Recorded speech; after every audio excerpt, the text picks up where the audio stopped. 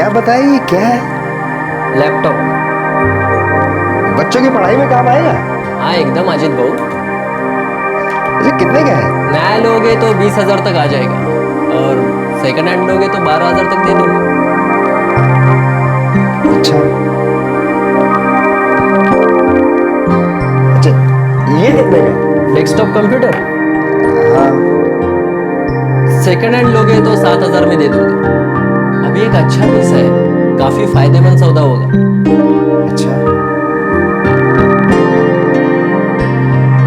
Second hand है लेकिन अच्छा है। बाबा ने इंटरनेट भी लगवा दिया है। अच्छा, तो कौन से साइज देखती है? कोई भी जिसकी ज़रूरत हो।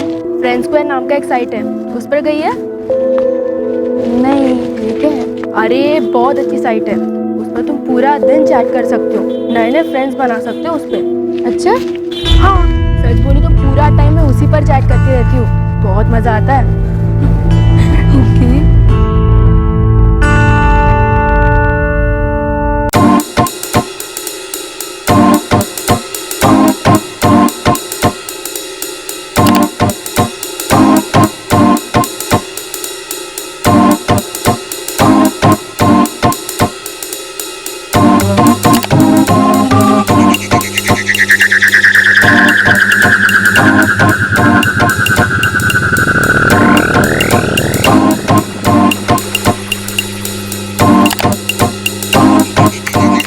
थैंक्स, हम दोनों बहुत अच्छे दोस्त बनेंगे।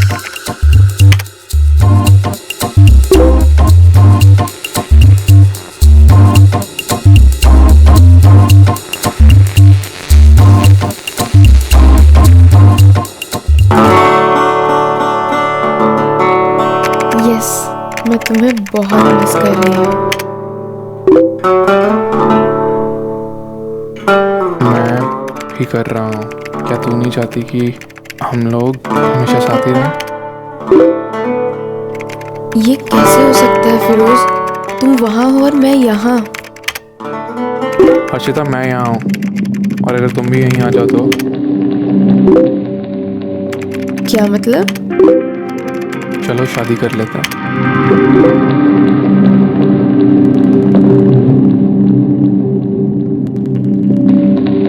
ये कैसे हो सकता है?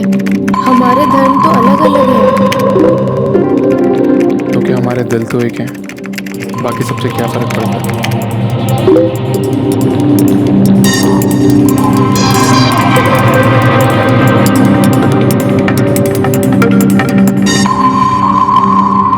हर्षिता सिर्फ 17 साल की थी और फिरोज 21 साल का था। हर्षिता ने अब तक सिर्फ फिरोज की एक तस्वीर देखी थी और उस सोशल नेटवर्किंग साइट पर उसके मैसेजेस पढ़े थे और वो दोनों एक दूसरे से पागलों की तरह प्यार करने लगे थे।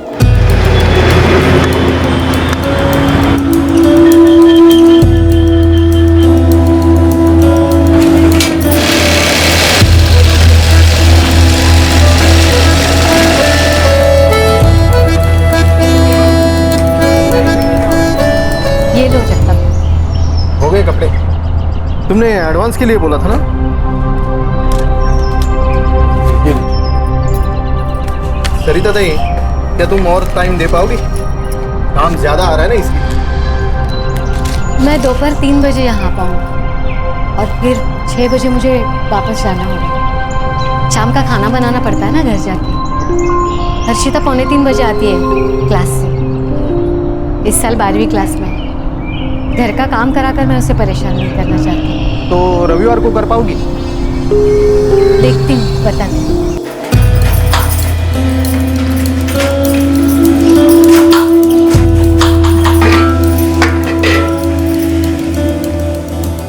हर्षिता, ले, तुझे कुछ किताबें लेनी थी ना? आई बाबा तो किताबें ले आए थे, ये देखो, वो दोपहर को ही ले आए थे। तो तेरे बचत वाले डिब्बे में डाल देती हूँ, जब चाहे ले ले।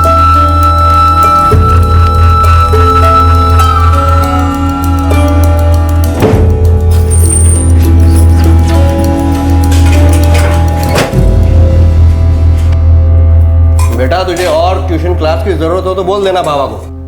नहीं बाबा, इतना तो काफी है। दिन भर पढ़ती ही तो रहती है ये। अरे तो अच्छी बात है ना, ये हमारी बेटी को एमबीए करना है, बड़ी कंपनी में बड़ा अफसर बनना है, अपने माँ बाप का सर ऊंचा करना है, हो ना? आ बेटा।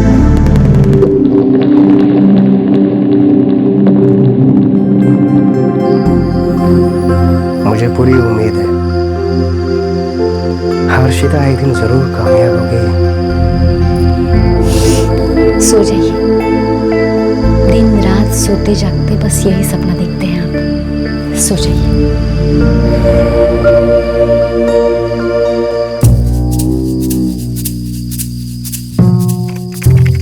मैं ज़रूर करना चाहूँगी फिरोज। फिर हर्षिता, इंतज़ार किस बात का है? जितना जल्दी उतना बेहतर।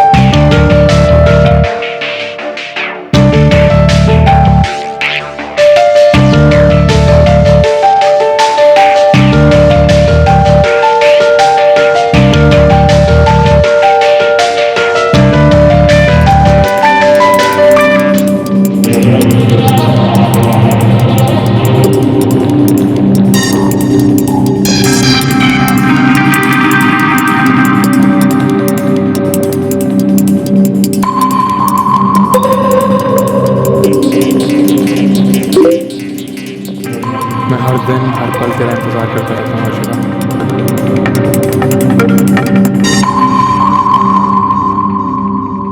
17 साल की हर्षिता को एक तरफ उसका प्यार खींच रहा था और दूसरी तरफ उसके आई बाबा का लगाव।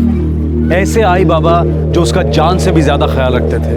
वो कम से उम्र की मासूमियत, वो प्यार जिसे वो पहली बार महसूस कर रही थी, उसके लिए कोई भी फैसला लेना मुश्किल बना रहा था।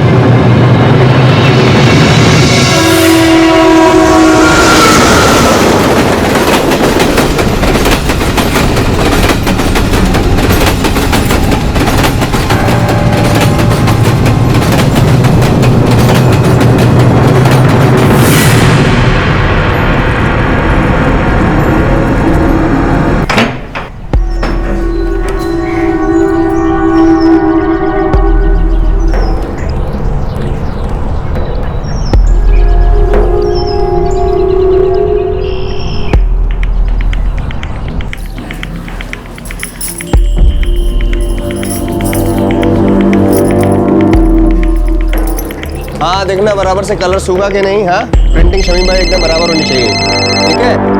और ये अर्जेंट है। हाँ सरिता। हर्षिता ट्यूशन क्लासेस से अभी तक वापस घर नहीं आई। अरे तो कोई एक्स्ट्रा क्लास होगी। रोज 2:45 बजे तक आ जाती है घर। 4 बजने को अभी तक नहीं आई आज।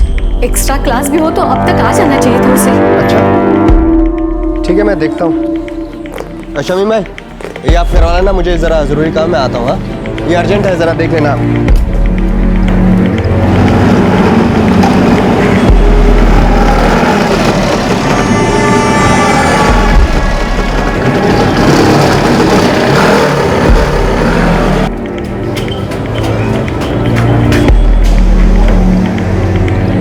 हर्षिता तो क्लास में आई, लेकिन वो हर रोज 1:15 बजे तक तो आ जाती है ना? हाँ आ जाती है, लेकिन आज नहीं आई।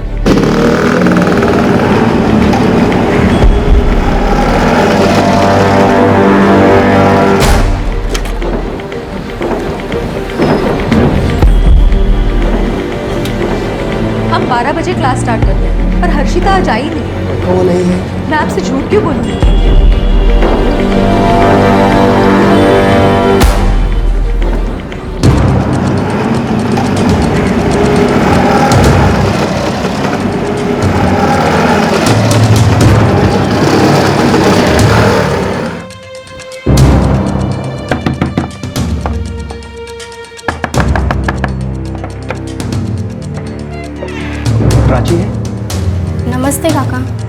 नमस्ते बेटा। बेटा तुझे पता है कि अभी हर्षिता कहाँ पर होगी? मालूम नहीं काका, आज वो कॉलेज नहीं आई थी। क्या? जी, मैं तो खुद आपके घर जाकर उसके तबीयत के बारे में पूछने की सोच रही थी।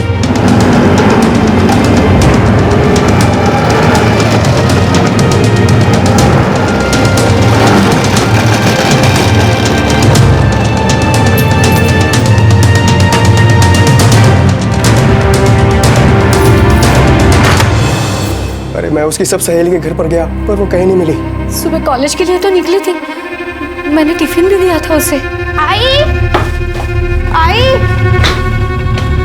जाती हूँ, टिफिन बाय।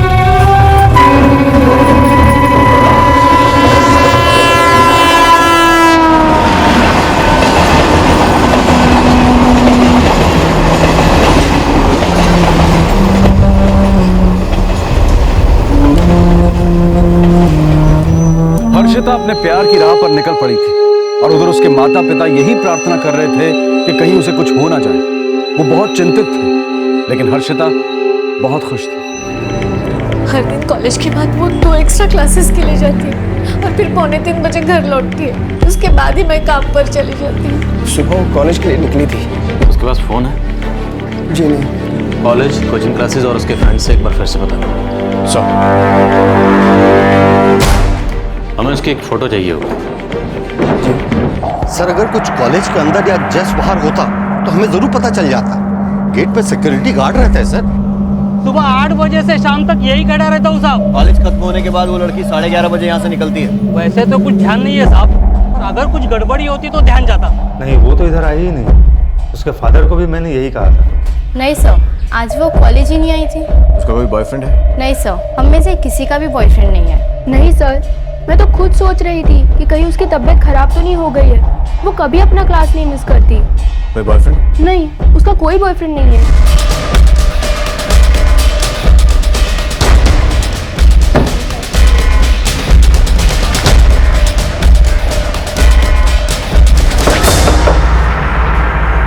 नहीं साहब, हमारे बच्चे बिल्कुल जिद्दी नहीं है। कभी किसी बात को लेकर उसने कोई जिद की हो या लड़ाई की हो?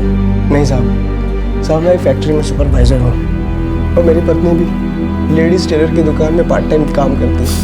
साहब हमने अपनी पूरी मेहनत से हर्षिता की हर इच्छा पूरी की है। हमारे बच्चे तो काम से काम रखने वाली लड़की है, बहुत होशियार है, MBA करना चाहती है। फिर भी याद कीजिए, कभी किसी बात को लेकर आपने उसे डांटा हो जिससे नाराज होकर वो कहीं चली गई?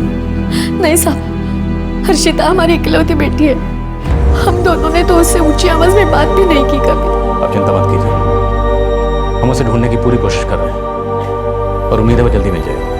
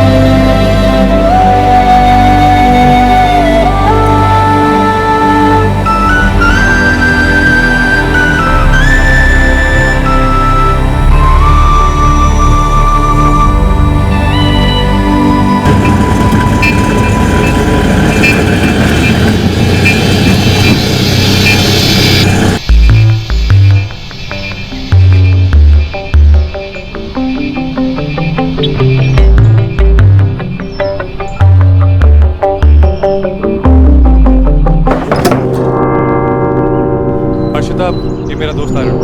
हर्षिता,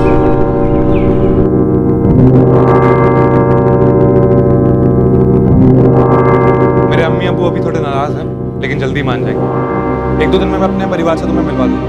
हम शादी तो करेंगे ना? हाँ बिल्कुल। फिरोज, मैं तो अभी काम पे जा रहा हूँ, कल सुबह तक ही वापस आऊंगा। तुम लोग आराम से रहना, अपना कर सकते हो, ठीक?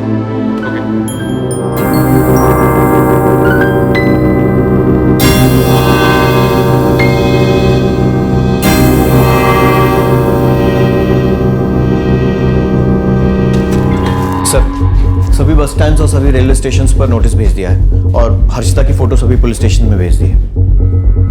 सब कुछ नॉर्मल चल रहा था, कुछ गड़बड़ नहीं थी, तो अचानक गायब हो गई। सर, मैंने खबरियों को भी काम पे लगा दिया है, कहीं कोई ट्रैफिकिंग रैकेट ना हो। हर्षिता के किसी भी दोस्त को जरा भी आइडिया नहीं है कि उसका कोई बॉयफ्रेंड था भी या नहीं। उसके माँ बाप ने भी जितना बताया उसके हिसाब से बहुत ही अच्छी लड़की थी और अच्छी स्टूडेंट भी थी। सर, कहीं अपनी मर्जी से तो कहीं नहीं गई है? हाँ, लेकिन वो ऐसा क्यों करेगी?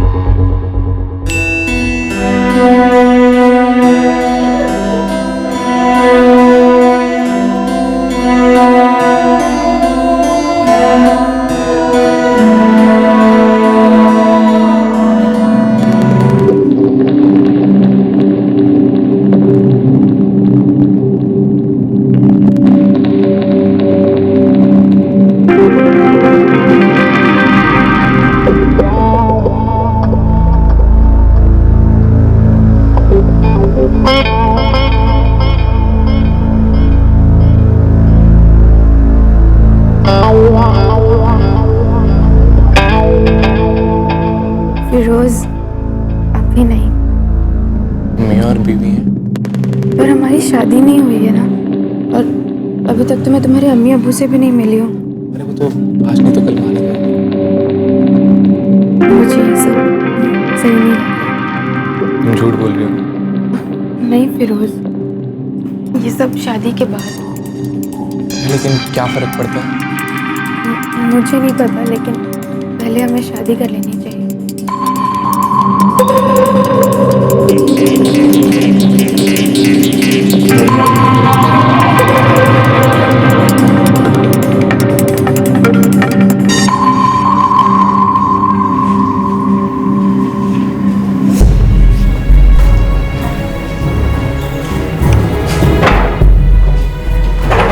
हमने सारे पुलिस स्टेशन और हर जगह नोटिस लगाया, लेकिन हर्षिता की अभी तक कोई खबर नहीं मिली। सर, वो सिर्फ 17 साल की है। मैं समझ सकता हूँ, हम उसे ढूंढने में कोई कसर नहीं छोड़ेंगे, लेकिन आप प्लीज हमें सोच के बताइए कि क्या कोई ऐसी वजह हो सकती है जिसके कारण हर्षिता खुद अपनी मर्जी से घर छोड़कर कहीं चली गई।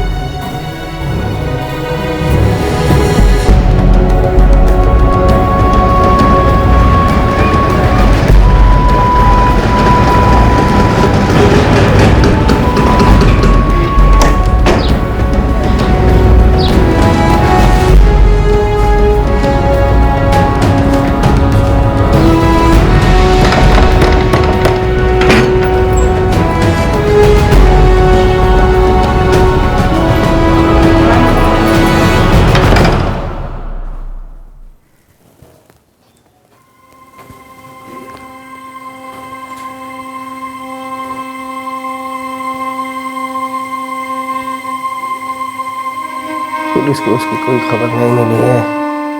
वो पूछ रहे थे कि क्या कोई ऐसी वजह है जो वो खुद ही चली जाए। मेरे बचत के डिब्बे से सारे रुपए गायब हैं। कुछ सामान निकालने के लिए मैंने अलमारी खोली तो बचत का डिब्बा खुला पड़ा था।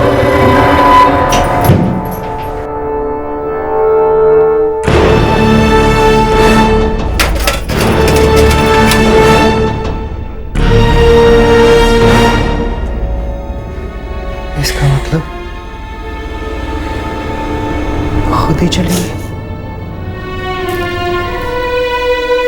क्यों? लेकिन क्यों?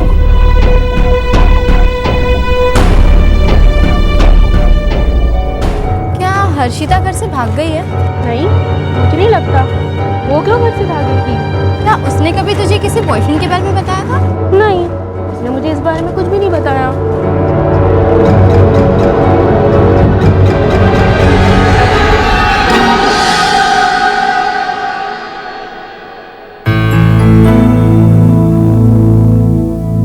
फिरोज, तुम और खूबसूरत लग रही है।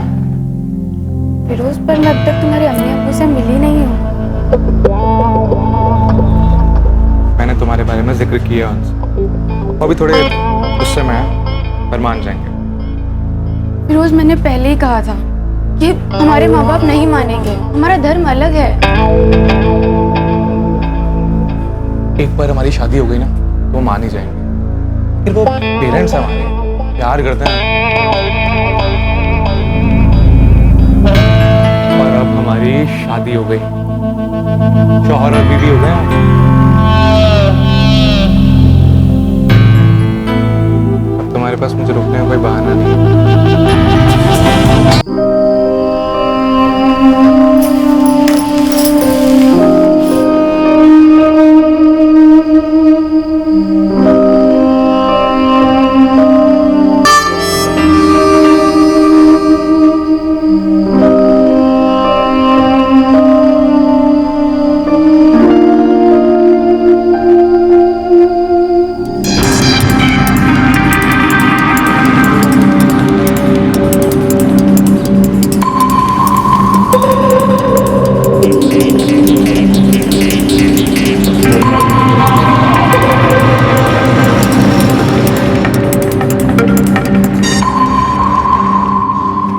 गुजर चुके थे और हर्षिता के माता पिता ने अपने मुंह में खाने का एक दाना तक नहीं डाला था। वो पूरी तरह से टूट गए थे। हर्षिता सोच रही थी कि वो फिरोज के साथ एक शादीशुदा जिंदगी बिता रही थी, हालांकि वो परेशान थी क्योंकि वो अब तक फिरोज के माता पिता से नहीं मिली थी।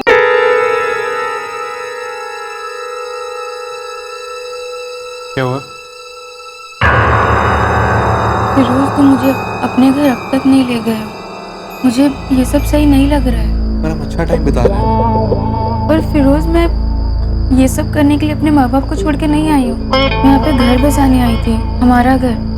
मुझे तो लगा था कि तुम्हारे अम्मी अब्बू मान गए होंगे। हर्षिता, मुझे भी ये लगा था कि वो मान जाएंगे, पर वो मानने को तैयार ही नहीं है। मुझे नहीं पता, मुझे उनसे मिलना है बस।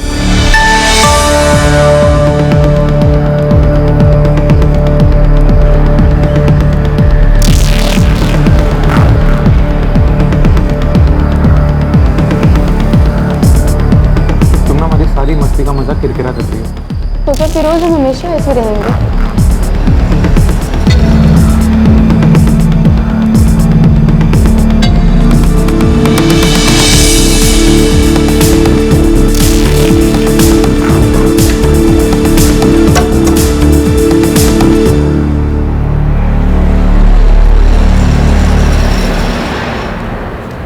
क्या हुआ?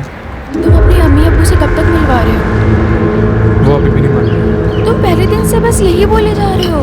आज 4 दिन हो गए। इतना आसान थोड़ी है हर्षिता। बट तुमने तो कहा था सब कुछ ठीक हो जाएगा। बुरखा खरीद लो और चली आओ।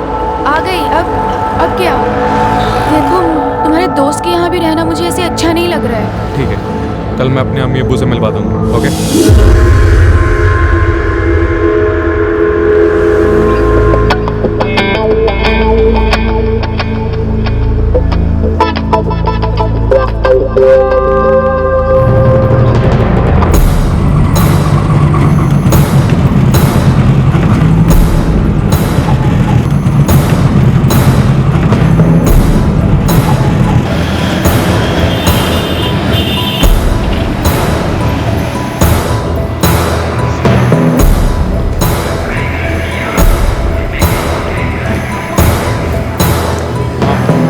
इधर बैठो, मैं टिकट लेकर आ रहा हूँ।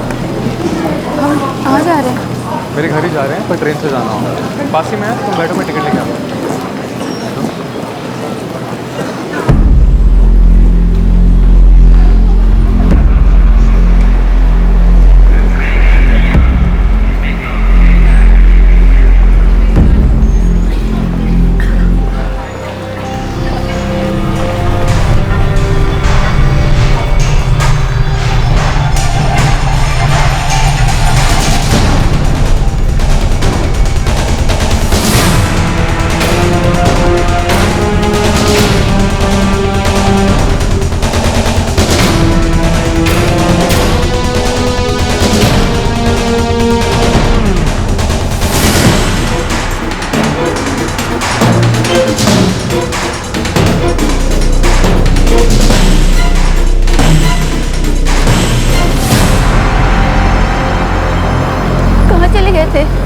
मैं तो डर गई थी, मुझे लगा तुम वापस ही नहीं आओगे।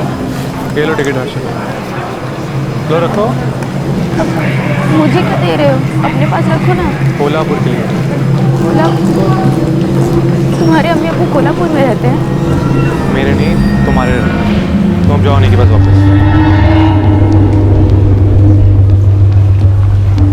क्या मतलब हर्षिता हमारी शादी नहीं हो सकती। पर तुम्हारे कहने पे तो मैं यहाँ आई हूँ। हाँ तो मैं ही बोल रहा हूँ ना वापस जाने के लिए, और कोशिश भी मत करना मुझसे बात करने की। अगर जरूरत पड़ी तो खुद फोन करके बात करूँगा मैं, ठीक है? फिरोज। ओके। फिरोज। फिरोज।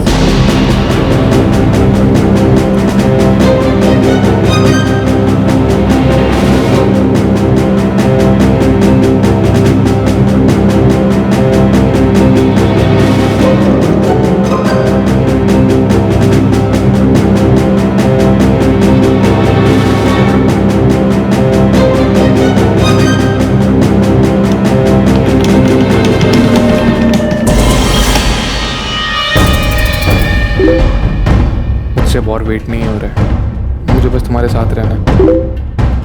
इधर आ जाओ ना, हम दोनों का साथ किस्मत में लिखा है। लेकिन कैसे? एक बुर्खा खरीदो, कॉलेज के लिए रोज की तरह निकलना, और निकलते वक्त कुछ रुपए ले सको तो साथ रख लेना। रेलवे स्टेशन चली जाना, मैं तुम्हें पुणे रेलवे स्टेशन पे मिलूंगा। कोल्हापुर से पुणे के लिए 10:30 बजे ट्रेन निकलती है। मैं तुम्हारा बेसब्री से इंतजार करूँगा।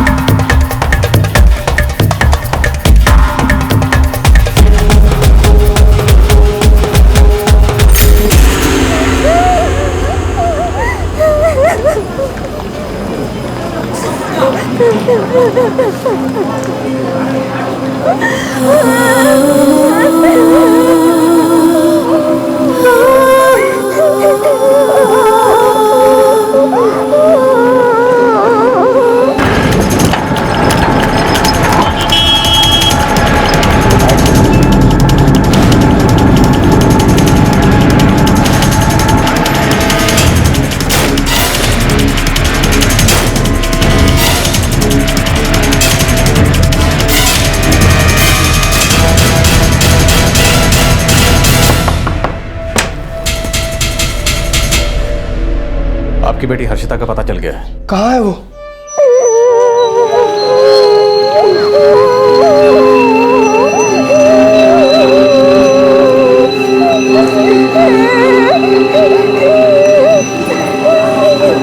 क्या हुआ?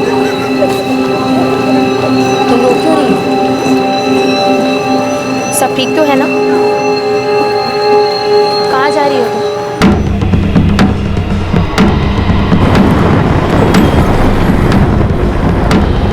हमें ये तो नहीं पता कि उसके साथ क्या हुआ, लेकिन उसने पुणे रेलवे पुलिस से कांटेक्ट किया और अभी वो उन्हीं के पास है। 1 घंटे में वो यहाँ थाने पहुँच जाएगा।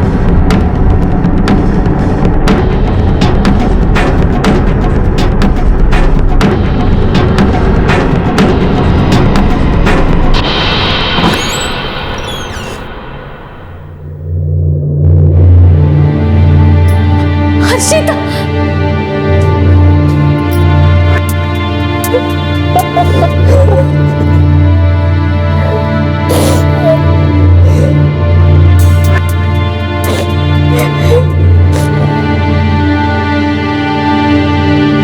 हर्षिता, क्या हुआ था तुम्हारे साथ, बताओ।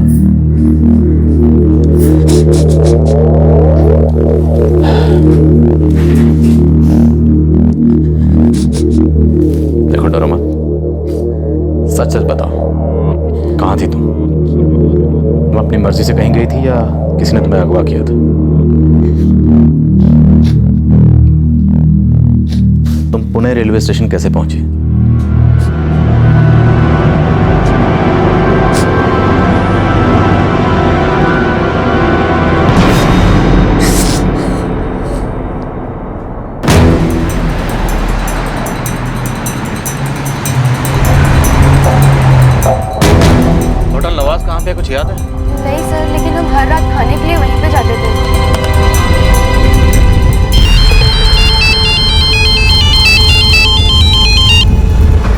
हाँ कर मर कर बोलो। सर इस फिरोज शेख का फ्रेंड्स का प्रोफाइल इनकम्प्लीट है और उसने जो फोन नंबर दिया वो भी गलत है। उसकी फ्रेंड लिस्ट में डिलीट की जा चुकी है। हम उसके पुराने इंटरेक्शंस निकलवाने की कोशिश कर रहे हैं।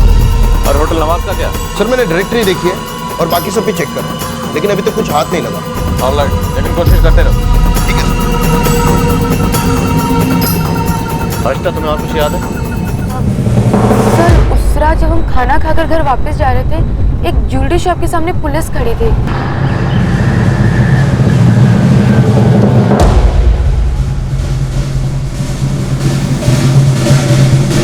भाई क्या कुछ हुआ है क्या? हाँ कोई चोरी हुई है।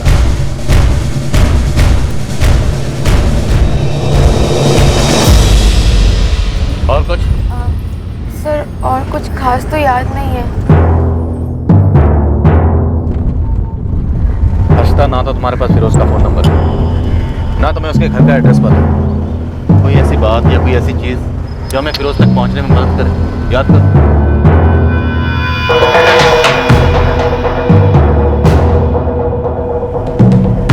ये ज्वेलरी शॉप में चोरी किसने की? सर 20 जनवरी की रात को।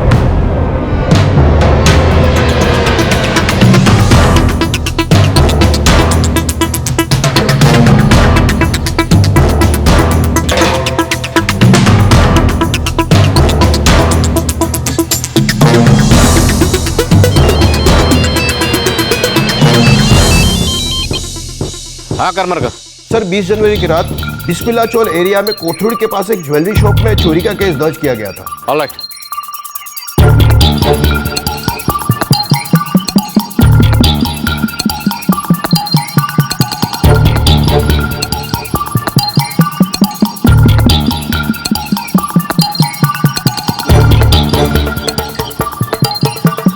सर यही थी वो शॉप।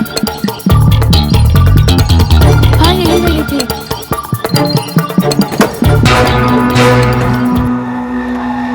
यही शॉप है जिसमें चोरी हुई थी। वो होटल भी कहीं आसपास ही है ना? जी सर। बट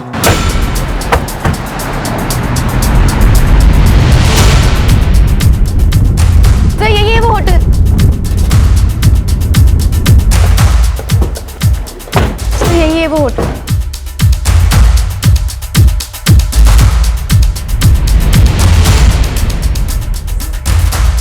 इतना याद नहीं साहब आता होगा।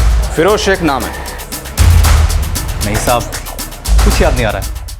हर्षिता, तुम्हें फिरोज के उस दोस्त अरुण का घर याद है? या तुम लोग रुके थे? सर हम लोग तो हर रोज उस ज्वेलरी शॉप के वहाँ से निकलते थे और हर रोज वो खाने के लिए भी मुझे यहीं पे लाता था। और तो सर कुछ याद नहीं आ रहा। हाँ, अरुण के घर के दरवाजे का रंग लाल था। ग्राउंड फ्लोर पे था? नहीं, फर्स्ट फ्लोर पे था। हम लोग सीढ़ियों से जाते थे। चलो।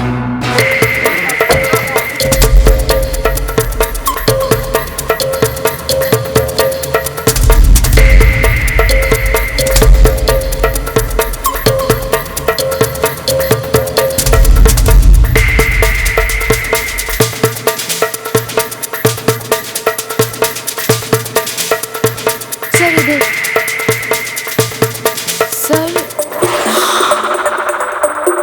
सर वो रहा अरुण का घर।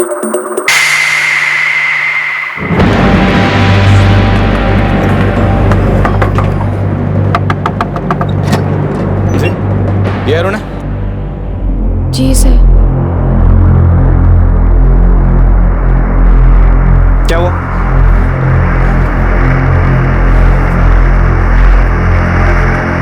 फिरोज कहाँ है? क्या बात है?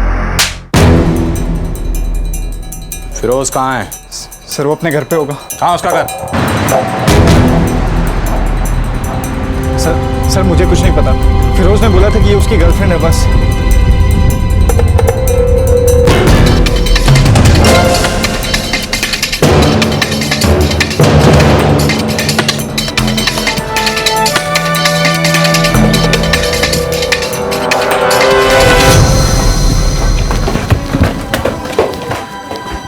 सर फिरोज यहाँ पे रहता है।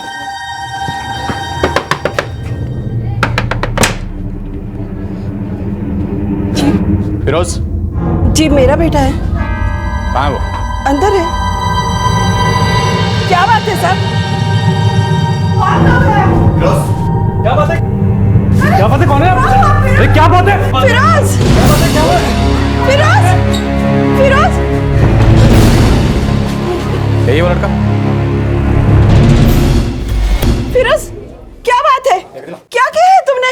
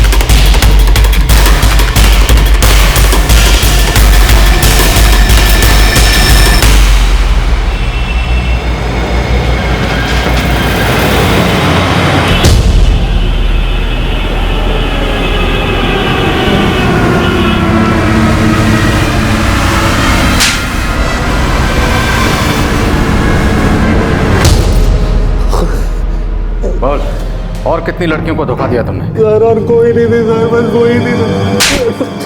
जानता वो लड़की नाबालिग है? सर गलती हो गई थी सर। सर मुझे तो देखते ही पता चल गया था कि वो काफी छोटी है। तो सर मैं तो खेल खेल रहा था सर। खेल खेला था? उसकी मेडिकल रिपोर्ट से हमें साफ पता चल गया तो उसके साथ क्या क्या कर रहा था। सर बाद में जब मुझे समझ आया तो मैंने खुद उसे कोल्हापुर टिकट दिला के घर वापस आने को बोला था। घर आने के लिए बोला? हाँ, घर जाने को बोला था? तू जानता है तूने उसके साथ क्या किया है? गलती हो गई सर, गलती हो गई। साहब, ये मेरा इकलौता बेटा है, गलती तो उसने कर दी है साहब। मारो उसे, जी भर के मारो, लेकिन साहब उसे छोड़ दीजिए। वो फिर ऐसा नहीं करेगा साहब, उसे माफ कर दीजिए। देखिए, अगर आप उसे छुड़ाना चाहते हैं तो एक वकील करके कोर्ट में कोशिश कर सकते हैं। मेहरबानी कीजिए साहब, उसे छोड़ दीजिए साहब, उसे छोड़ दीजिए साहब।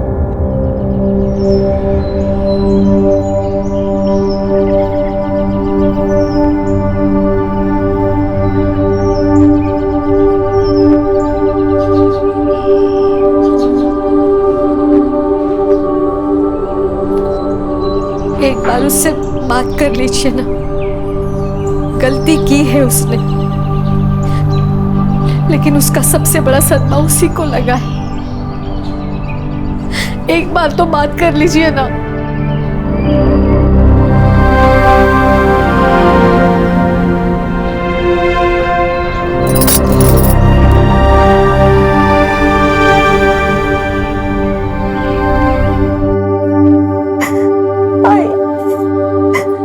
मुझे माफ कर दो, मुझसे गलती हो गई, मुझे नहीं पता क्या हो गया था, मुझे माफ कर दो।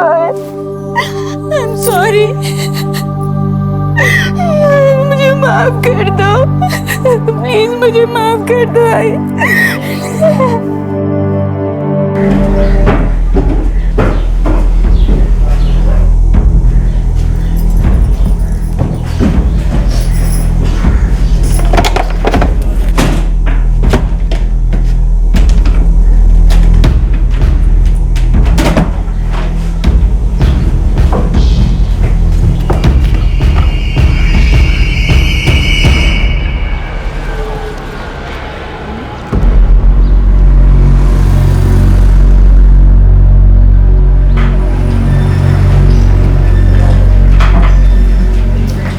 क्या हुआ अजीत को?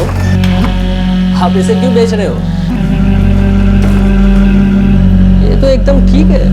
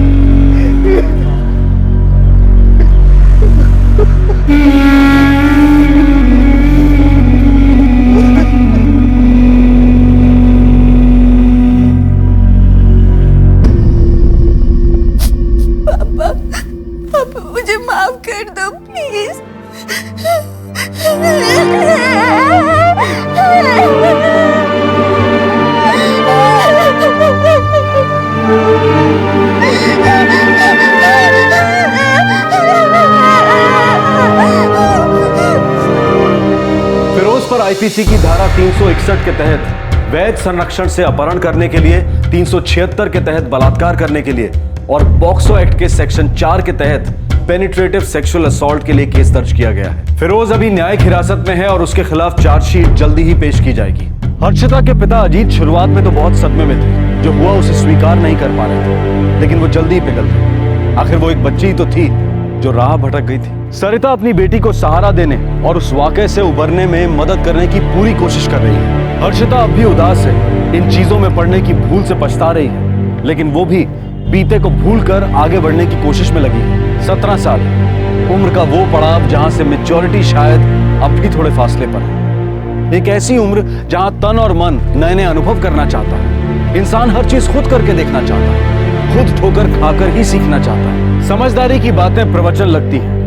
इस उम्र में ऐसा सोचना संभव है और शायद ऐसा हर उम्र में ही होता है, लेकिन माँ बाप के लिए बच्चों की गुपचुप छिपी हरकतें मुश्किलें पैदा करती हैं और अगर बच्चे खुलकर सवाल करें तब भी उनके जवाब मुश्किल ही होते हैं। अब ऐसे में सोशल नेटवर्किंग साइट्स पर सारा इल्जाम डालना सही नहीं होगा। जिंदगी की दूसरी चीजों की तरह उनकी भी अपनी कुछ अच्छी बातें हैं, कुछ बुरी बातें। जो भी हो, जिंदगी के झटकों से और तकलीफों से खुद को बचाना जरूरी है। माना कि नए प्रयोग, नए अनुभव अच्छे हैं, लेकिन अगर संभल कर कदम रखा जाए तो खुद को महफूज रखना और जिंदगी में धोखा खाने से बचना आसान है। हमारे आज के एपिसोड की दूसरी कहानी। ऐसी राजनीति क्यों? मेरी मौत के बाद भी राजनीति क्यों? खुद को ताकतवर साबित करने के लिए मुझे क्यों कुचलते हो? आप लोग कैसे इतनी बेशर्मी से उन गुंडों का साथ देते हो जो परंपराएं और मर्यादा के नाम पर लोगों की जान लेते हैं, जिंदगियां बर्बाद करते हैं युवाओं की, खासकर जवान लड़कियों की। क्या हमारी जिंदगी की कोई कीमत नहीं है? आप लोग बड़ा दम भरते हो कि देश की युवा शक्ति देश का भविष्य है, तो फिर क्या हम इस शक्ति का हिस्सा नहीं है? आप लोग उन लोगों की तलवे चाहते हैं जिन्होंने मेरी आवाज दबाई, जिन्होंने मेरा गला घोंटा, और फिर आप लोग दावा करते हैं बदलाव का।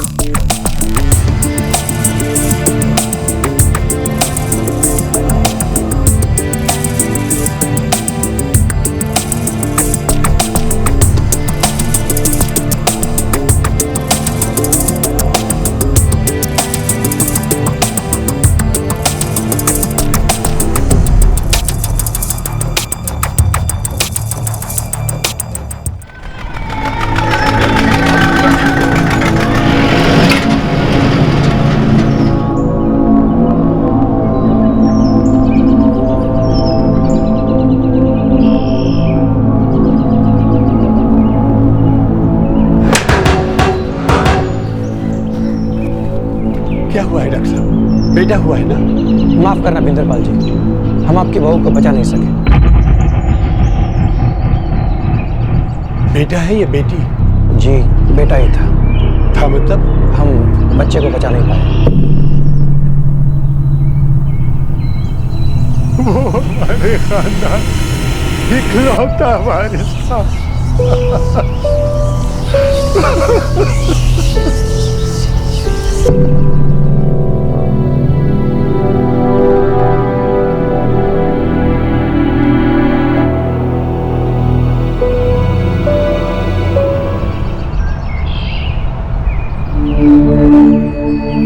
भाऊजी, खेतों पे जा रहा हूँ। तरुणा बुआ ने कही अपने आप आ जाएंगी, लेने जाने की जरूरत ना है।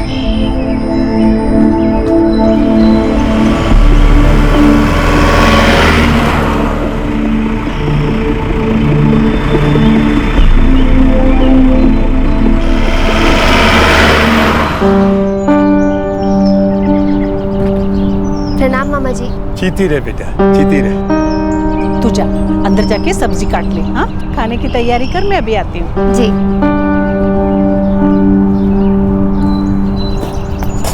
भैया क्या बात है, बहुत कमजोर लग रहे हैं। क्या करूँ हर वक्त बस एक ही चिंता लगी रहती है। क्या कभी मेरे हुक्म को लुगाई मिलेगी? क्या कभी मैं अपने पोते की शकल देख पाऊंगा? कौन बढ़ाएगा हमारे खानदान के नाम को आगे? 27 बरस हो गए। तब से आज तक बस यही एक चिंता है जो खाई जा रही है। भगवान पर भरोसा रखो भैया, ऐसी चिंता करोगे तो बीमार पड़ जाओगे। रुक रुक, खुदाई तेरे को यहाँ से यहाँ करनी है, और तू भी समझ ले किस तरह करना है। और जल्दी जल्दी हाथ चलाओ, और देखो ऐसे काम नहीं चलने का। और आराम पड़, हाथ चला। नमस्ते भैया। अरे देविका कैसी है तू? बस ठीक हूँ। सफर बढ़िया रहा? बिल्कुल ठीक था। लीजिए, अच्छा खाना खाइए। ये बात तो ठीक है। जब तक बुआ जी और तू घर में है, खाना तो बढ़िया ही मिलेगा। अच्छा भैया, मैं जरा जल्दी में हूँ, आप खाना खा लीजिए, मुझे ना शाम के लिए सब्जी भी लेनी है। ठीक है, रात को घर पे मिलते हैं। जी।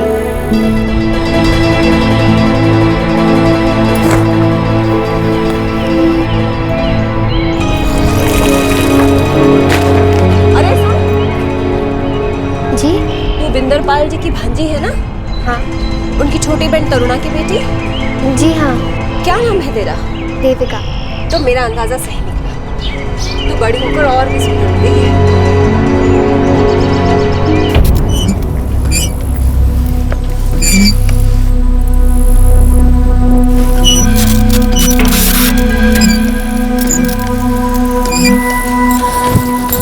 अमर भैया, ओ अमर भैया। आ रहा हूँ। कैसे आना हुआ? कुछ बात ही ऐसी थी, इसलिए बिना खबर दिए ही चली आई। ये बात हो गई? मैंने श्याम भाई के लिए एक बहुत अच्छी लड़की देखी है। बहुत बढ़िया खबर है ये तो। कहाँ की है लड़की? मेरे गांव की ही है, बहुत सुंदर लड़की है, उसका नाम देविका है। परिवार को जानते हो उसके? बड़े अच्छे से, आप कहो तो बात चला लो, आकर मिल लो एक बार। कुछ रोज के लिए अपने मामा के घर ठहरी है, हो सकता है बात बनी जाए। वो तो बहुत बढ़िया हो जाएगा भाई। 8 साल से लड़की ढूंढ रहे हैं इसके लिए, मिलती ना। 32 का हो लिया है। तू बात करके देख, बुलाएगी तो आ जाएंगे हम। जी भैया, जरूर। भाई साहब आप जैसा ठीक समझे। भाई माने तो ये लागे कि रिश्ता हाथ से जाने नहीं देना चाहिए। बाऊजी, अब तो चाचू के लिए खाना कोई और ही बनाएगी। पगली पहले बात तो पक्की हो जान दे। वैसे एक बार चाचू के हाथ पीले हो जाए ना, फिर आपको खेत में अकेले ही काम करना पड़ेगा, क्योंकि चाचू को अपनी दुल्हन से फुर्सत ही कहाँ मिलेगी। चल चल चुप कर जा, अब शुरू ना हो। अरे ठीक कह रही हो ना, कुछ ना ठीक कह रही है। शादी के लिए लड़की मिलना मुश्किल। 2011 की जनगणना के अनुसार 1000 पुरुषों की तुलना में सिर्फ 877 महिलाएं हैं। हरियाणा एक ऐसा राज्य है जो कि आर्थिक रूप से बहुत सशक्त है, और पिछले कुछ सालों में अलग अलग क्षेत्रों में हरियाणा की कई लड़कियों ने नाम भी कमाया है, और वो दूसरी लड़कियों के लिए रोल मॉडल्स भी हैं। फिर भी वहां आज भी औरतों की आवाज दबी हुई है, और हर जगह सिर्फ पुरुषों का ही साम्राज्य है।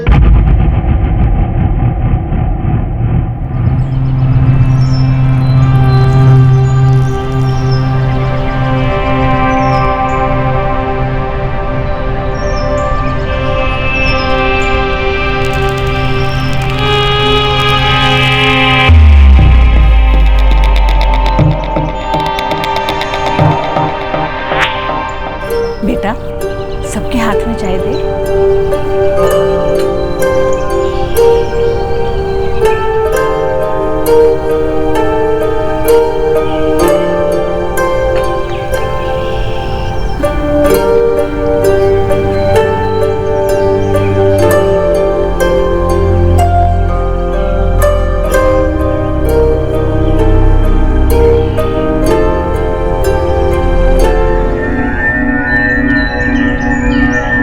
बिंदरपाल जी, लड़की बड़ी पसंद है जी हमें। अब आप लोग अपना बताओ जी। जी, हमें भी लड़का पसंद है। बहुत खुशी की बात है जी।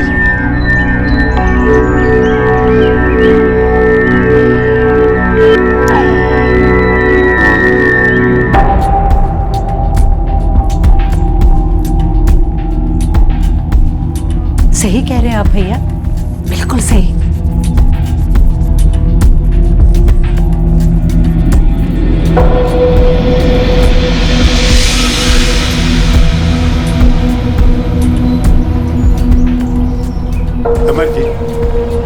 आपसे कुछ अकेले में बात करनी। जी बिल्कुल जी। अब लड़की तो दे ही रहे हैं, लेन देन की बात भी कर ली जाए। देखो जी, हम लोग आप जितने रईस तो ना है, पर दोनों भाई मिलके इतना कमा लेते हैं कि सुख चैन से बस बसर हो जाता है। आपकी बेटी की भी शादी तो नहीं तय हुई है ना? नहीं जी, अभी सोच ही रहे हैं, बस रिश्ता ढूंढना शुरू करेंगे। 2 साल पहले मेरी पत्नी गुजर गई, तब से घर का सारा काम वही देखती है। अरे तो घर का ख्याल करने के लिए तो हमारी देविका आपके यहाँ आ ही रही है, अगर सब कुछ ठीक ठाक हो गया तो। कैसी बात कर रहे हैं मिंदरपाल जी, सब कुछ बढ़िया हो। और कोई बात करनी हो तो बताओ जी।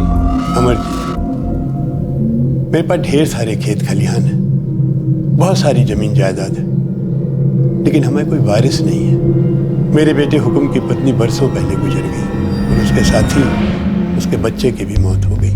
तब से हमने बहुत कोशिश की, लेकिन उसके लिए कोई लुगाई नहीं ढूंढ पाया। आप अगर राजी हो तो अड्डा सड्डा कर लेते हैं। मेरी बेटी देविका को आप रख लो और अपनी बेटी स्मृति हमें दे दो। मेरे बेटे हुक्म का घर बस जाएगा।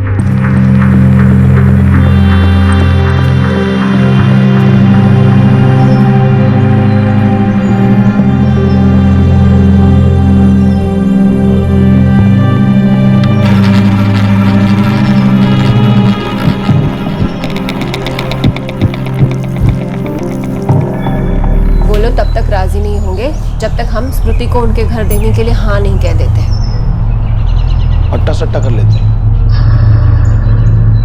स्मृति भी अच्छे घर चली जाएगी, इसका भी ब्याह हो लेगा। हाँ, ये ठीक रहेगा। सरपंच जी से भी बात कर लेते हैं, पंचों की भी सलाह लेना जरूरी है।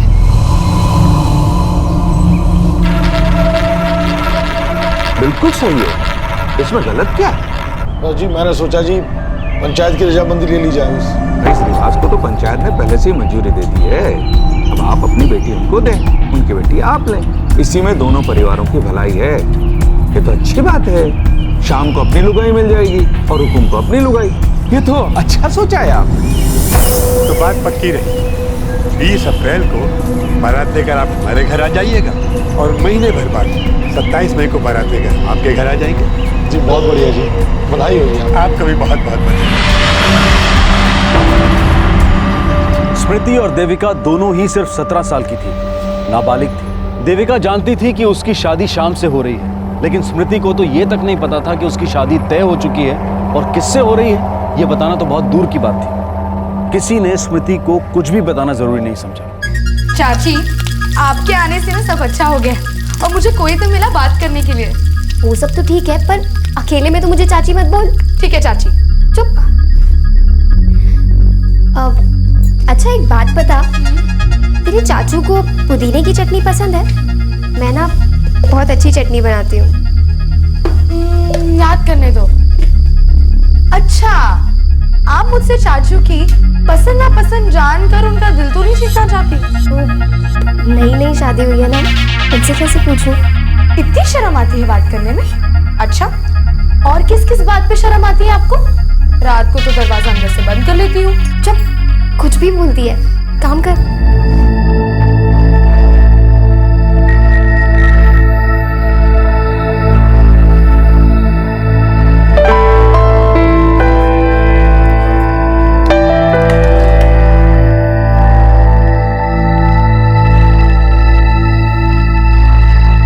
चाचू, आप ये पुदीने की चटनी चखिए ना, चाची ने खास आपके लिए बनाई है।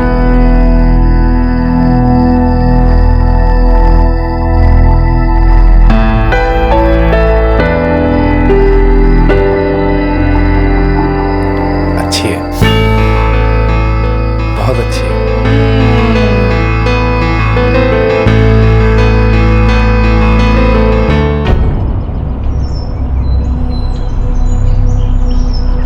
अगले हफ्ते ला दूंगा, चिंता ना कर। अरे बहू, स्मृति को बुलाओ जरा। बिटिया को बता देते हैं कि उसकी शादी होने वाली है।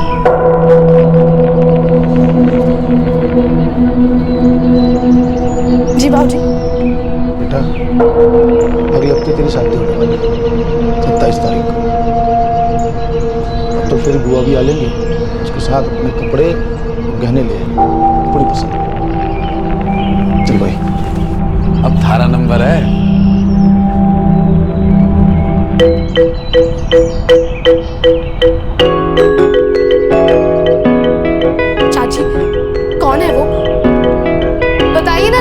कौन है वो? चाचू ने जरूर आपको अकेले में बताया होगा, बताइए ना।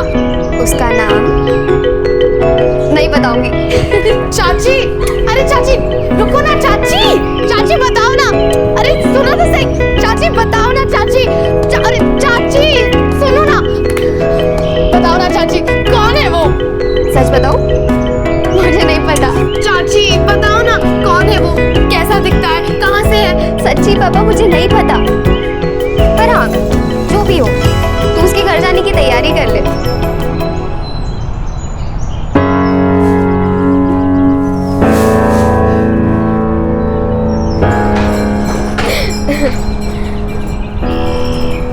क्या हुआ, सपनों में खो गई? हाँ, क्यों ना देखूं सपने। चाची बताइए ना कौन है वो? मुझे सच में नहीं पता, आज ही पता चला तेरे साथ में। और वैसे भी कौन है, क्या करता है, ये सब ना पता होने में भी ना एक अलग ही मजा होता है। हाँ, लेकिन अगर पता हो कि वो दिखता कैसा है तो मैं सपने और अच्छे से देख सकूंगी। क्या मुझे सपने देखने का कोई अधिकार नहीं?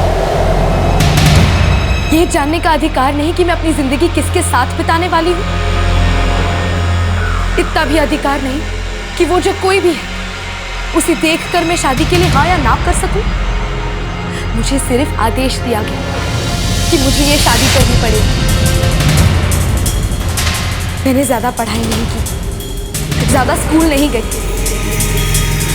बड़ी हुई तब से यही सुनती आई कि एक दिन माँ बाबूजी कोई अच्छा घर ढूंढकर मेरी शादी करवा देंगे और मेरे लिए लड़का वही ढूंढेंगे। लेकिन एक ऐसा लड़का जो मुझसे 33 साल बड़ा है, क्यों? नहीं, इधर लगवाना ना ऊपर। मुकेश इनको लगवा के फटाक से पहले, जल्दी जल्दी, टाइम नहीं है फिर। हेलो पकड़ो भाई, क्या कह रहा था, बारात थोड़ी देर में पहुंच जाएगी। अच्छा इंतजाम करवा पाटे। हाँ जीजा जी। अरे भाई हाल ही है। हाँ, कैसे हैं आप? बढ़िया एकदम। जीजा जी, अब दूल्हा कौन है? हुकुम चौधरी। हुकुम चौधरी अपनी देविका है ना, उसका मेरा भाई है। अच्छा, लेकिन ये शादी का अचानक से तय कर लिया, पहले बताया भी नहीं। अब जल्दी जल्दी में हो गया कुलदीप जी। अरे ये जल्दी करो, अरे क्या कर रही हो, बारात आ गई, जल्दी करो। बहुत सुंदर लग रही है, चलो जल्दी करो, जल्दी करो। क्या धड़कने तेज हो रही है ना? बहुत ज्यादा, ऐसा लगता है मुझे दिल का दौरा पड़ जाएगा। चुप, कुछ भी बोलती है।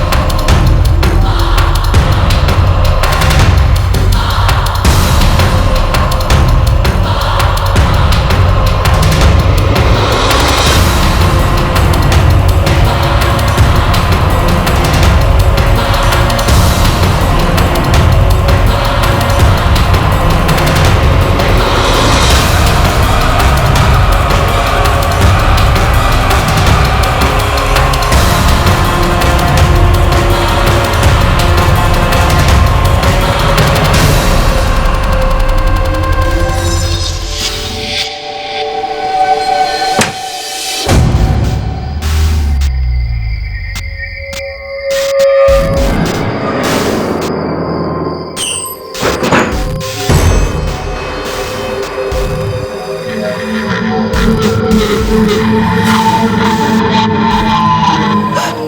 ये सब क्यों कर रहे हैं? मुझे बहुत दर्द होता है। अरे नया नया है इसलिए दर्द हो रहा है, इसको झेलना सीख ले। हाँ?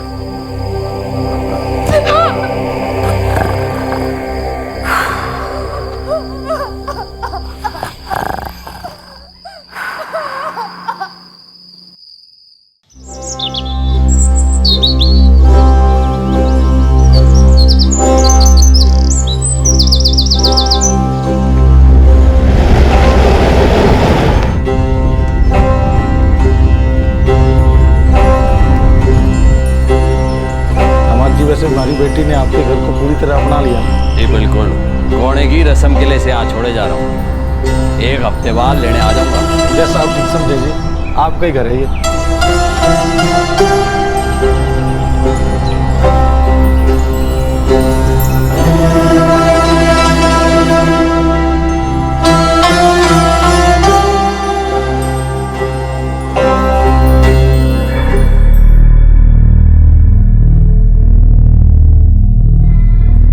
कसम स्मृति, मुझे नहीं पता था कि तेरी शादी हुकुम भाई साहब के साथ हो रही है। उन्हें मेरी कोई परवाह नहीं है। उन्होंने पिछले हफ्ते हर रात मेरे साथ जबरदस्ती की। मुझे बहुत दर्द होता है, लेकिन उन्हें कोई फर्क नहीं पड़ता।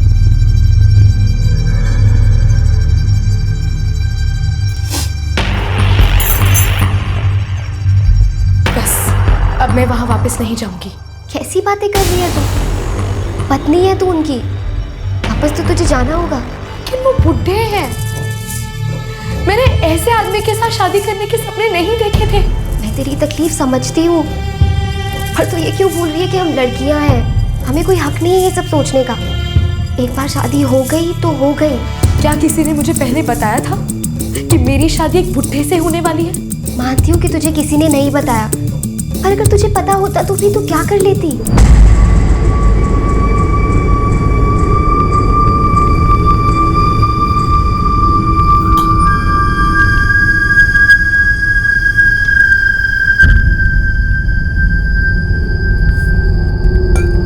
बेटा कुछ तो है ना दूंगा।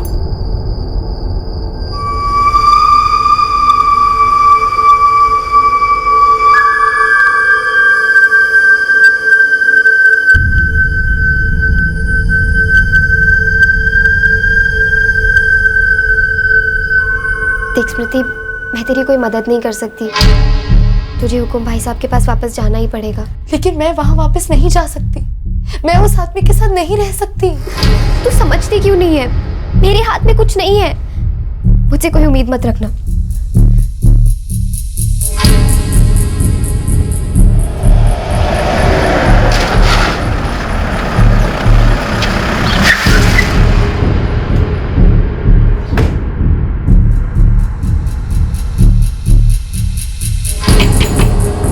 स्मृति, बाहर आओ, हुकुम भाई साहब तुम्हें लेने आए हैं। स्मृति, दरवाजा खोलो, हुकुम भाई साहब लेने आए हैं। स्मृति, तुम सुन रही हो ना? स्मृति, सुनिए, आप जरा 2 मिनट के लिए अंदर आइए ना। क्या बात होगी?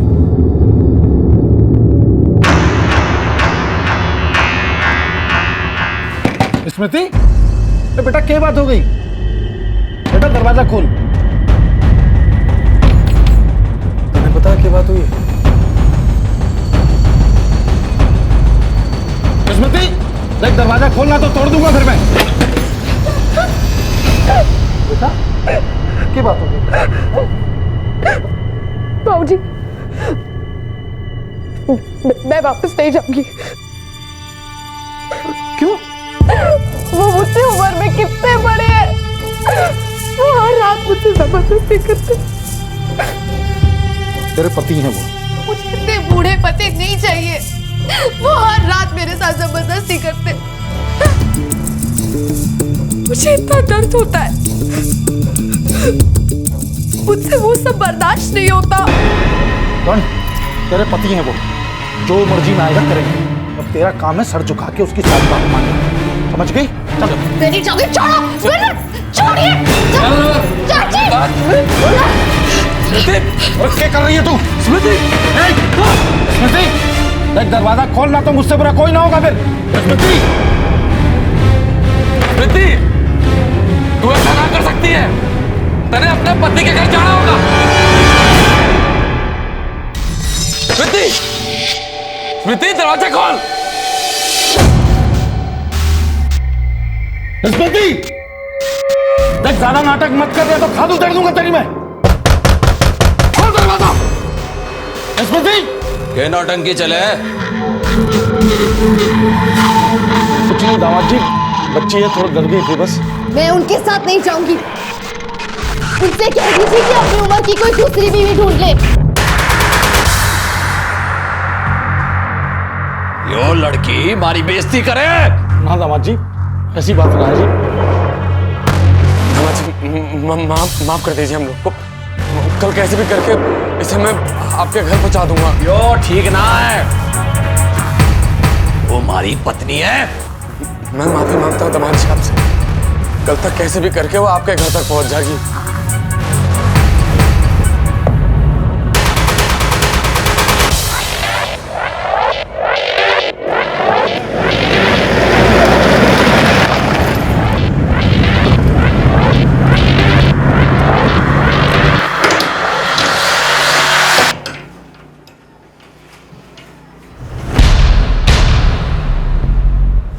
चाचू, चाचू, इसी कमरे में बंद रहने दे इसको। बंद कर दे 2 दिन खाना पीना। भूखी प्यासी रहेगी, कल ठिकाने आ जाएगी इसकी।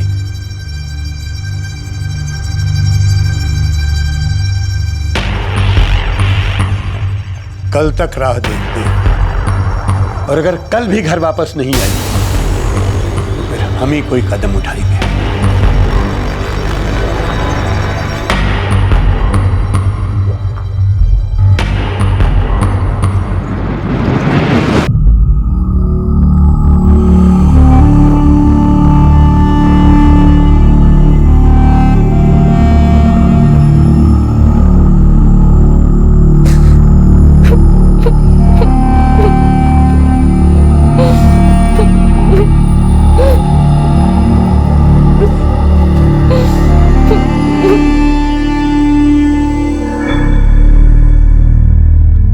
हमने दामाद जी को जुबान दे रखी है, ये भी से घर तो छोड़ना पड़ेगा, नहीं तो हम लोगों की नाक कट जाएगी भाई साहब।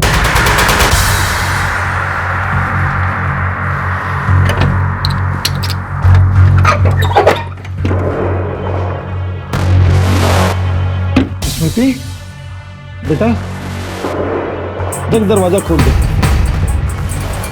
बेटा मैंने तेरी सारी बात समझ में आ गई है।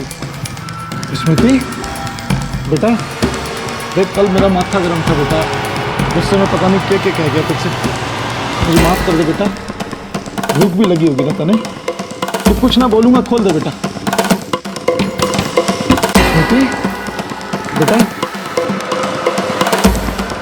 तो कुछ ना बोलूंगा, खोल दे बेटा।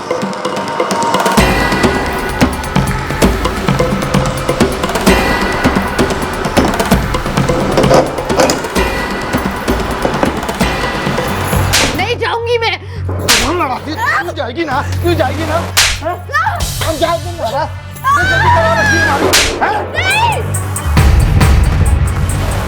भाई साहब जो भी हो उसकी परवाह करने की कोई जरूरत ना है, उसको उसके ससुराल तो भेजना ही पड़ेगा।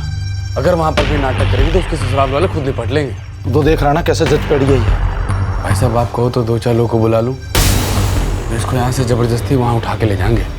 उसकी कोई जरूरत नहीं, 2-4 दिन यहीं पड़ी रहने ऐसे ही। भूख लगेगी ना अपने आप समझ जाएगी। चल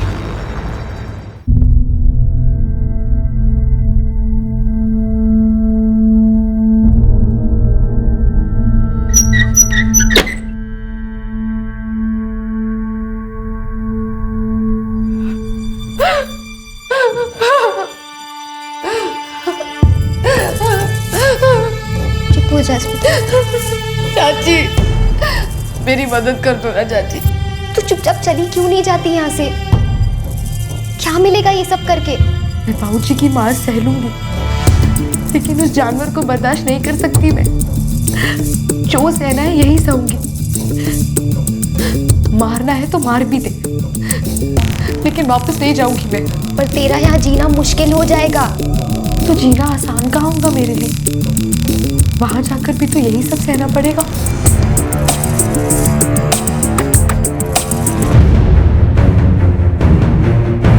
अमर और उसका परिवार तो आपके रिश्तेदार हैं गुलाब जी। इससे क्या होता है? रिश्ता अपनी जगह है, हम सब गवाह हैं, हमारे सामने शादी हुई। अब स्मृति हुकुम की पत्नी है। तरवाड़ ये लड़की तो मानने को तैयार ना है। रीति रिवाज के मुताबिक गौने पे उसके घर छोड़ने गया था, आने को मना कर रही है। ऊपर से हमारी बेइज्जती भी की। अमर अपनी बेटी के साथ इतनी नरमी क्यों दिखा रहा है?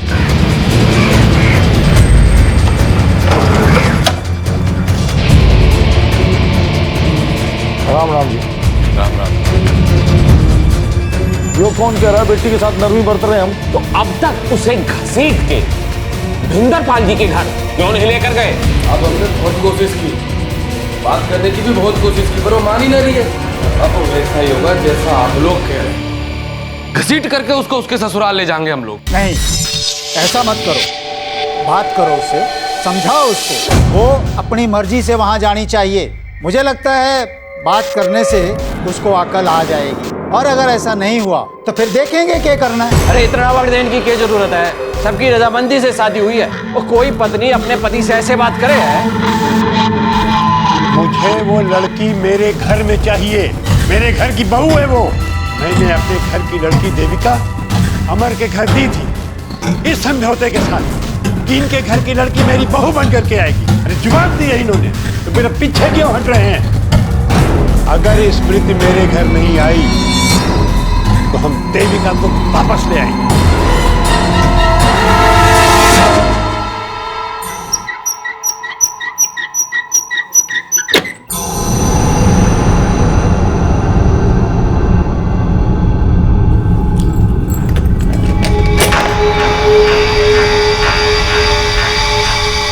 स्मृति, तू करना क्या चाहती है? मैं वापस नहीं जाऊंगी। क्यों जिद कर रही है? तेरी जिद की वजह से मेरी जिंदगी भी खराब हो जाएगी। हाथ जोड़ती हूँ तेरे, वापस चली जा। नहीं जाऊंगी, नहीं जाऊंगी, नहीं जाऊंगी। देख स्मृति, खुद पे नहीं तो कम से कम मुझ पे तरस खा ले। अगर तू वापस नहीं गई ना तो मेरे मायके वाले आके मुझे ले जाएंगे। चाची, मेरी यहाँ से निकलने में मदद कर दो। पागल हो गई है तू? अगर किसी को पता चला ना कि मैंने तेरी मदद की है तो मेरा जीना भी मुश्किल हो जाएगा। स्मृति, मेरी बात समझने की कोशिश कर। तू अपने घर वापस चली जा। ये सब करके ना तुझे कुछ नहीं मिलेगा। हम लड़कियों की बात कौन सुनता है?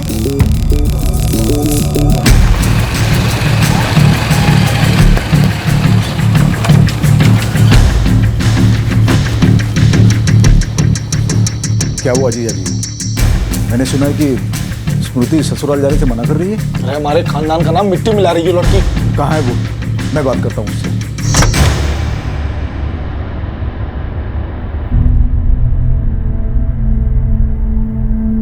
हाँ जी।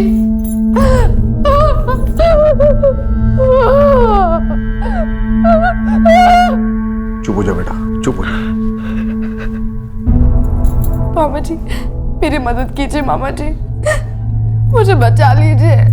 मैं तुम्हारी मदद कैसे करूं बेटा? तेरे बाबूजी मेरी बात नहीं मानेंगे। मुझे वापस नहीं जाना। देख बेटा, इन लोगों के लिए ये घर की इज्जत का, मान मर्यादा का सवाल है। मुझे खुद शादी के दिन दूल्हे को देख के धक्का लगा था, पर मैं चुप हो गया क्योंकि मुझे पता है ये लोग मेरी बात नहीं मानेंगे। बाबा जी, मुझे यहाँ से नहीं चलो। बाबा जी, मुझे यहाँ नहीं रहना है। मुझे नहीं चलो। चुप हो, मेरी बात मान ले, भरोसा रख। मैं कुछ करता हूँ। तू अपने पति के घर चले जा।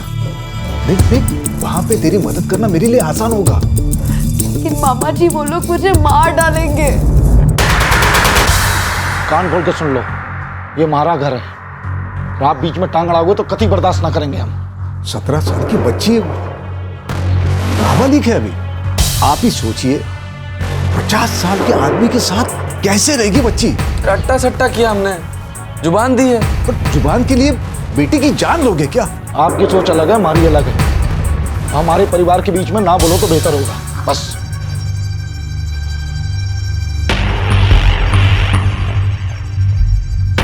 मैं अपनी जुबान देता हूं जी, अपनी बेटी को कल तक का वक्त। राजी हुई तो ठीक, ना तो घसीट के हुकुम जी के दरवाजे पे ले जाऊंगा मैं। यही सही होगा। इतने दिन बीत गए, लड़की ससुराल जाने को तैयार ही नहीं।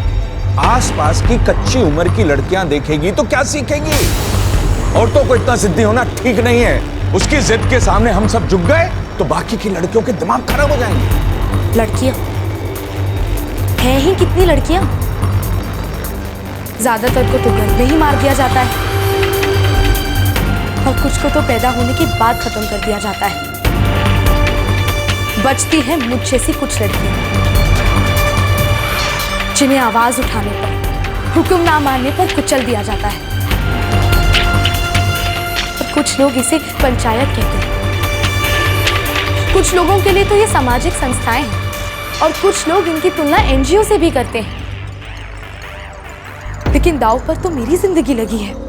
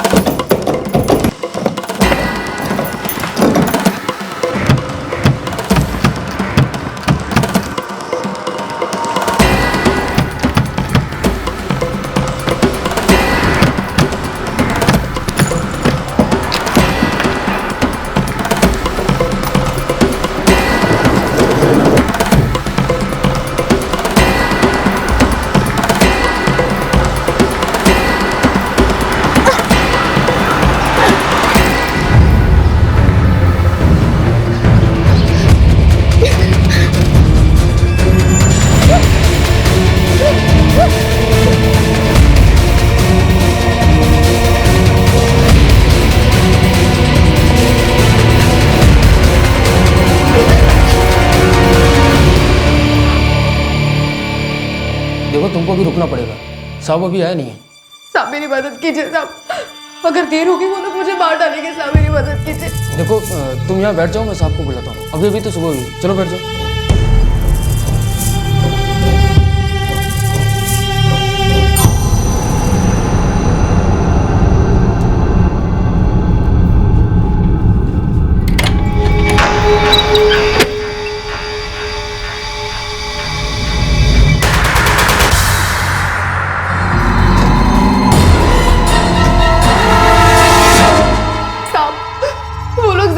मुझे मेरे ससुराल भेजना चाहते हैं। मुझे वहां नहीं जाना साहब। लेकिन तुम्हारी तो उससे शादी हुई है ना? उन्होंने मुझे बिना बताए मेरी शादी 50 साल के आदमी के साथ कर दी। मैं अभी 17 साल की हूँ। वो आदमी मेरे साथ जबरदस्ती करता है। मुझे उसके घर नहीं जाना है साहब। मैं उस आदमी के साथ नहीं रह सकती।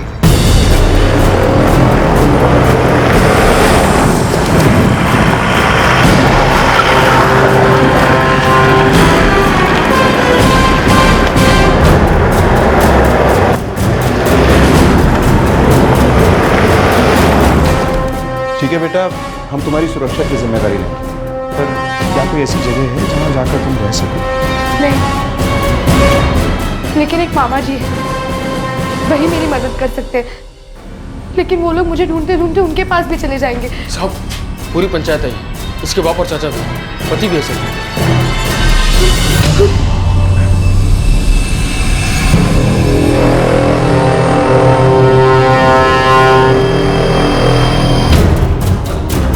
देखिए मैंने कहा रुक जाइए, कोई आगे नहीं बढ़ेगा। देखिए जयसिंह जी, ये ग्राम पंचायत का मामला है, आप इससे दूर रहो। और यो हमारी बेटी है, यो हमारी बीवी है। मैं इस आदमी के साथ नहीं जाऊंगी। आप लोग लड़की पे जबरदस्ती नहीं कर सकते। कोई जोर जबरदस्ती नहीं कर रहा इंस्पेक्टर साहब। उसके बाबूजी से बातचीत हुई थी, रिश्ता पक्का हुआ था, बाकायदा शादी हुई थी और सभी पंच गवाह हैं। लेकिन मुझे किसी ने नहीं बताया था कि मेरी शादी एक बुड्ढे से होने वाली है। नो मेरी बेटी है और इससे कैसे निपटना मैं देख लूंगा। एक बात समझ लो, इस मामले में पुलिस ना ही आए तो अच्छा है। ये गांव की इज्जत का सवाल है और मेरी इज्जत का भी सवाल है। चौकी में जितने सिपाही हैं ना, उससे 2 गुने गांव वाले बाहर खड़े हैं।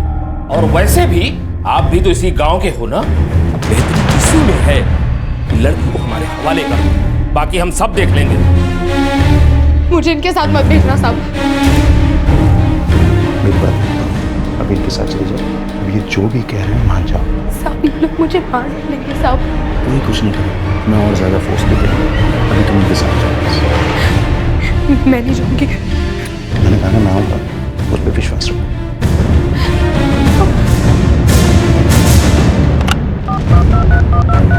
सर एसएचओ जैसे सर, मुझे और ज्यादा फोर्स की जरूरत है। गांव में एक लड़की की जान को खतरा है सर। गांव वाले और पंच कुछ भी कर सकते हैं।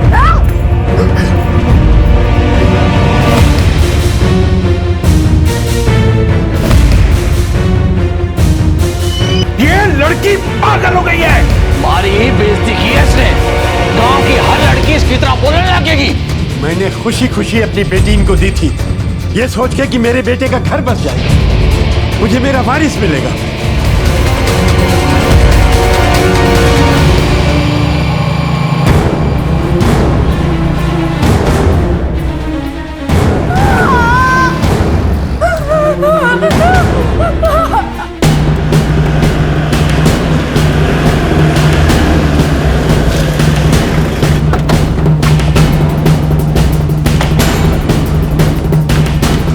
अंदर देखो।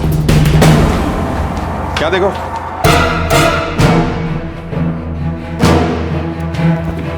सर वो लोग यहाँ नहीं। साहब मुझे लगता है उन्होंने स्मृति के साथ कुछ कर दिया है।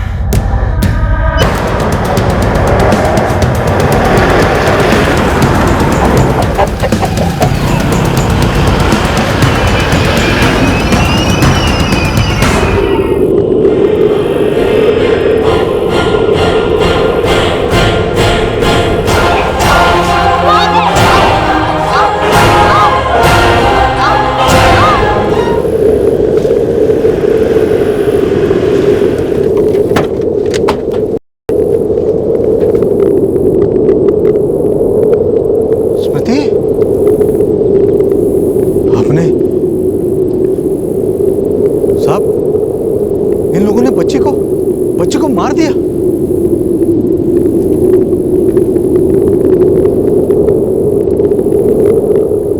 आपने अपनी बेटी को मार डाला? किसी ने नहीं मारा इसे, सब इसके कर्मों का फल है।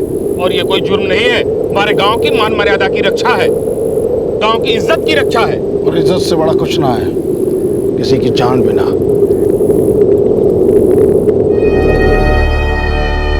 मैं मरना नहीं चाहती थी, मैं जीना चाहती थी, लेकिन क्या ऐसा हो पाया? किसी को कोई फर्क पड़ा? ये लोग ताकतवर लोग हैं, ये एक पूरे समुदाय को ही नहीं पूरे गांव को मजबूर कर सकते हैं इनके फतवों को मानने के लिए। इतना ही नहीं, इनके इशारों पर ही वोट डाले जाते हैं। किस लिए? जो लोग सत्ता में आगे बढ़ना चाहते हैं वो लोग इनके सामने झुकते हैं, इनकी सोच को और बढ़ावा देते हैं, और ये सिलसिला ऐसे ही चलता रहता है। क्या इससे बदलाव की कोई उम्मीद है? बदलाव के लिए और कितनी मोमबत्तियां जलानी पड़ेंगी? चलिए पैनल्स बैठाइए, डिबेट शुरू कीजिए, ट्वीट करना शुरू कीजिए। Have a nice evening.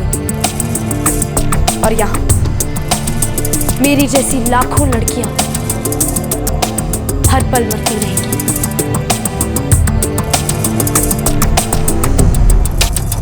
स्मृति के पिता अमर और चाचा श्याम दोनों को हत्या के लिए आईपीसी की धारा 302, आपराधिक षड्यंत्र के लिए धारा 120B और कॉमन इंटेंशन के लिए धारा 34 के तहत गिरफ्तार किया गया है। स्मृति के मामा कुलदीप वो इकलौते इंसान हैं जो पुलिस के सामने बयान देने आए। पोस्टमार्टम रिपोर्ट से साबित हो गया है कि स्मृति की मौत गला घोटने से हुई थी।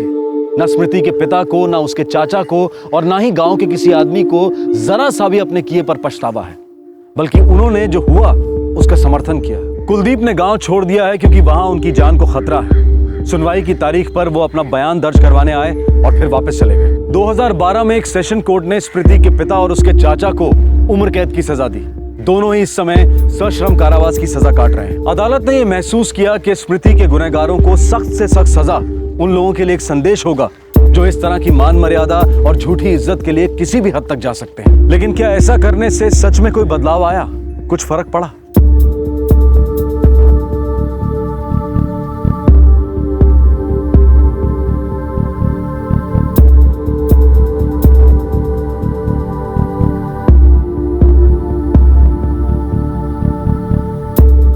आपसे फिर मुलाकात होगी क्राइम पेट्रोल दस्तक में एक और नए केस के साथ।